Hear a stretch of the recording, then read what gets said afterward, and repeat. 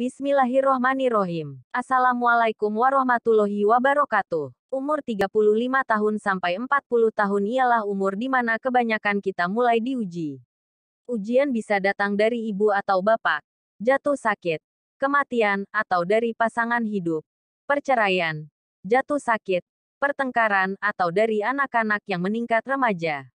Memang bermula 35 tahun sampai 40 tahun. Allah akan memanggil kita pulang bertaubat kepadanya. Panggilan dari Allah berbentuk ujian. Karena hanya dengan itu, kita akan kembali bersimpuh dan bersujud, mengadu dan memohon pertolongannya.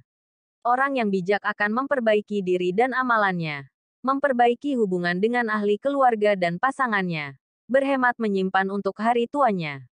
Semua dengan niat mau berkumpul bersama di surga nanti.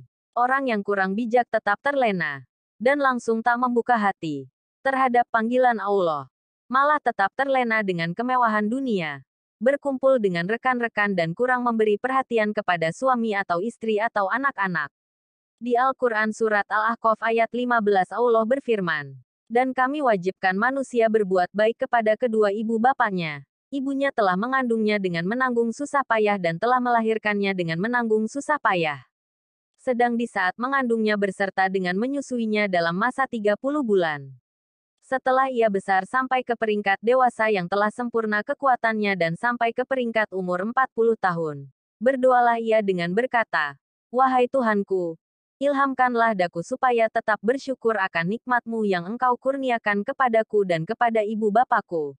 Dan supaya aku tetap mengerjakan amal soleh yang Engkau ridhoi dan jadikanlah sifat-sifat kebaikan meresap masuk ke dalam jiwa zuriat keturunanku. Sesungguhnya aku bertaubat kepadamu. Dan sesungguhnya aku dari orang-orang Islam, yang tunduk patuh kepadamu.' Ada segelintir golongan yang sudah berumur 50 tahun, 60 tahun, malah 70 tahun.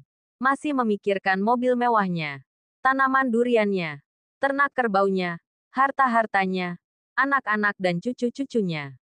Alangkah baiknya jika apabila sudah berumur, masa diisi untuk mendengar kuliah agama, ibadah di masjid, umroh, haji dan sebagainya.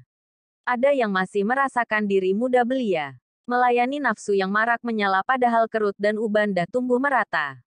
Sibuk mencari cinta di luar, sedangkan rumah tangga yang halal dibiar berantakan. Ada yang merasa masih sehat, walaupun sahabat-sahabat, saudara banyak yang sudah meninggal, kadangkala tanpa disangka. Itu semua hanya menjadi bahan cerita. Tak disangka, muda, sehat, tetapi meninggal di usia muda. Amatlah menyedihkan tatkala orang lain bersiap bertemu Tuhan. Kita masih lalai dibuai perasaan akibat tertipu dengan nafsu sendiri. Nafsu memang tak pernah tua. Ia sentiasa muda dan galak. Yang semakin lelah dan tua adalah tubuh dan kodrat kita. Rasanya jika Tuhan menghalang tubuh manusia mengalami penuaan, pasti kita semua lebih peka untuk menyahut panggilan pulang. Sehingga tiba saat roh kita diseret kembali merengkuk di hadapan Tuhan. Kita hidup di dunia tidak lama. Rasulullah Shallallahu Alaihi Wasallam telah bersabda, umur-umur umatku antara 60 hingga 70 tahun.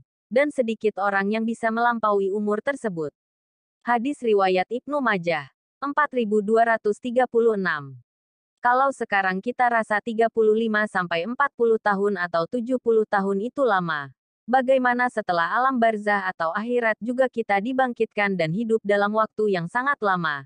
Satu harinya sama dengan ribuan tahun. Ingat, ketika itu tak ada yang berguna kecuali amal baik kita. Oleh karena itu, lihatlah diri kita masing-masing. Sudahkah kita mempersiapkannya? Allah Ta'ala berfirman, yang artinya, wahai orang-orang yang beriman, bertakwalah kalian kepada Allah, dan lihatlah diri masing-masing. Apakah yang sudah ia persiapkan untuk kehidupan esoknya? Al-Hasyr ayat 18.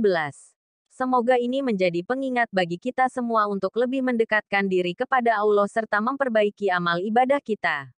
Amin. Wassalamualaikum warahmatullahi wabarakatuh.